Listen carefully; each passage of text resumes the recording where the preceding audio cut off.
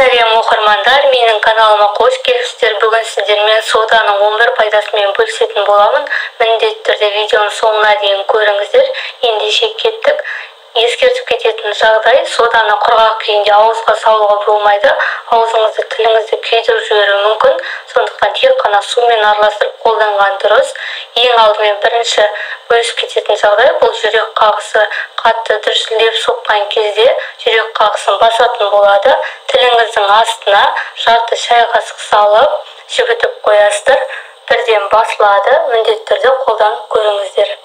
Екінші пайдасы бұл, қатты қан кеткен кезде немесе тамақтан уланып қалған кезде ішсеңіздер болады. Сумен араластырып көп мөлшерде ішуге болмайды. 1 литр жылы суға жарты шай қасық қосып, әр 5 минут сайын ішесіздер. Көп мөлшерде ішпеңіздер, шамалап ішесіздер. Өте пайдасы көп. Және де үшінші пайдасы бұл, тамақ аурулары кезінде тамағыңыз қызарып, ісіп, жұтыну қиын кезінде 1 стакан жылы суға 2 шай қасық салып, жақсылап араластырып, тамақтарыңызды күніне 5-6 рет шайсаңыздар, тамақтың қызарғаны кетіп, міндетті түрде шипа болады. Жасап көріңіздер. Тамағыңыздың қызарғанына басылып, қатып тұрған құрғаққа қараңыздың бәрін түсіретін болады. Тұзбен араластырып шайсаңыздар да болады. Және де соданың 4-ші пайдасы, аяқ асты жөтел басталып, жөтеліңіз кетпей жатса, 1 стакан жылы сүтке 1 шай қасық соданы жақсылап араластырып ішесіздер. Егер сүт мүлде ішпейтін болсаңыздар, жылы қайнаған сумен ішуге де болады. Міндетті түрде жөтеліңіз кетеді.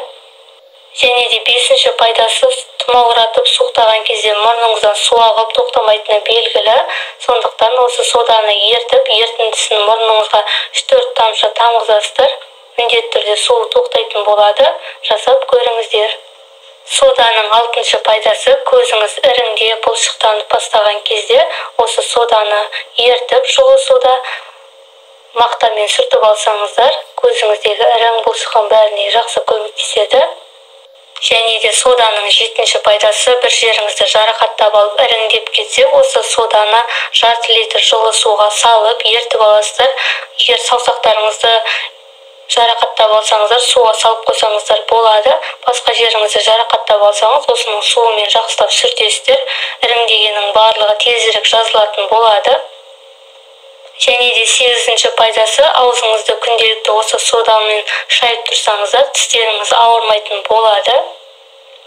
9-ші пайдасы, егер сіздің қолтығыңыздан жағымсыз иіс шығып кетпей жүрсе, осы соданы керек мөлшерде алып, жылы суға ертіп, күнделікті ең аз дегенде 1 рет қолтығыңызды жақсылап сүртіп аласыздар. Осылай кеткенше жасап жүрсеңіздер, міндетті түрде көмегі болады. Және де соданы күнделікті өзіңіздің бет жуатын көпірткішіңізбен кішкене соданы араластырып жусаңыздар, бетіңізді жақсы ағартып, әжім түсуден сақтайды. Және де бетіңіздегі өлген жасушаларды оятатын болады. Және соңғы 11-ші пайдасымен бөлісіп кететін боламын. Егер сіздер көп жүріп аяқтарыңыз талып, шаршайтын болса, 10 литр жылы суға 5 ас қасық сода салып, жақсылап ертіп аласыздар.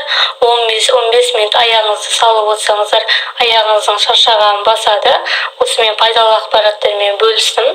Сіздерге видео ұнаса лайк басып, комментарий қалдырып, менің каналыма тіркеліп алыңыздар. Және осы видеоны өзіңізге жақын деген адамдармен бөлісіп қойыңыздар. Соңына дейін көргендеріңізге рахмет. Сау болыңыздар.